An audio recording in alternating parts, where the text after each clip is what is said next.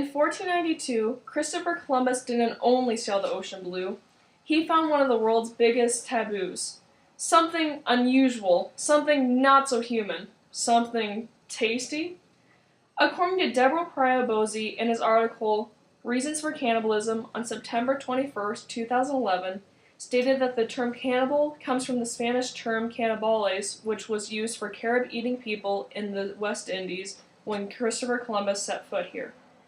Although the word cannibal is a major taboo, it shouldn't be ignored.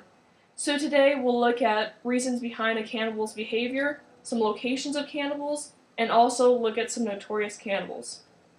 To begin with, we must know some reasons behind a cannibal's behavior. There are many reasons, but perhaps the top three would include religion, survival, and superstition. The Donner Party serves as a great example of cannibalism because of survival. According to Daniel Rosen in his article, The Donner Party on April 1st, 2008, stated that the Donner Party was a group of people that were headed to California from Illinois. They thought that there was a faster and easier way to California, and unfortunately, they got trapped by heavy snowfall high in the Sierra Nevada mountains. It wasn't long before starvation became more than evident, and cannibals were definitely present. Another reason behind a cannibal's behavior might include religion. According to Sam Vaknin in a copyrighted article, Cannibalism and Human Sacrifice, stated that many people believed that the acts of a cannibal were actually pleasing to God, and it gave people unhindered access to the afterlife, immortality, and even reincarnation. Another reason behind a cannibal's behavior might include superstition. According to Gene Limp in his article, Designing from Bones, Cannibalizing Fiction, on June 20th, 2012, stated that many people believed and still believe that if you eat an enemy after battle, that you might actually gain their strengths and abilities. Now that we know some potential reasons behind a cannibal, it's important that we look at some locations of cannibals. Granted, cannibals can be present anywhere throughout the world, but according to Muhammad Zuri in his article, 7 Cannibal Tribes of the World's Most Dangerous, on June 5, 2010, stated that some of the biggest ones include Africa, New Zealand, and Indonesia.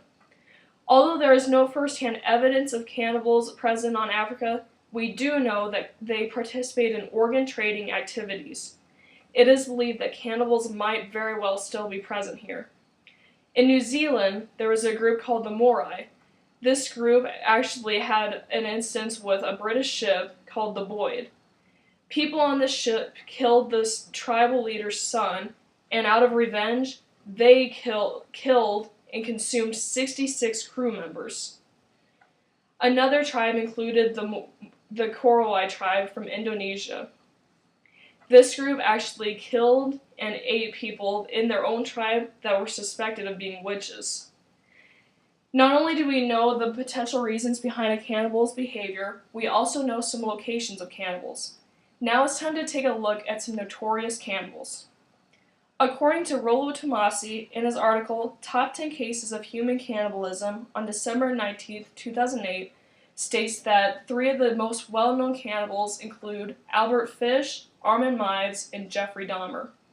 Starting with Albert Fish, this man kidnapped, killed, and consumed a 10-year-old girl. 6 years later, he wrote a story to the family saying how he did it and how much pleasure he got out of it. Years later, justice was finally served when he was sentenced to be executed. The next cannibal is Armand Mives. This man posted on an internet site that he was looking for a well-built 18 to 30-year-old to be killed and consumed.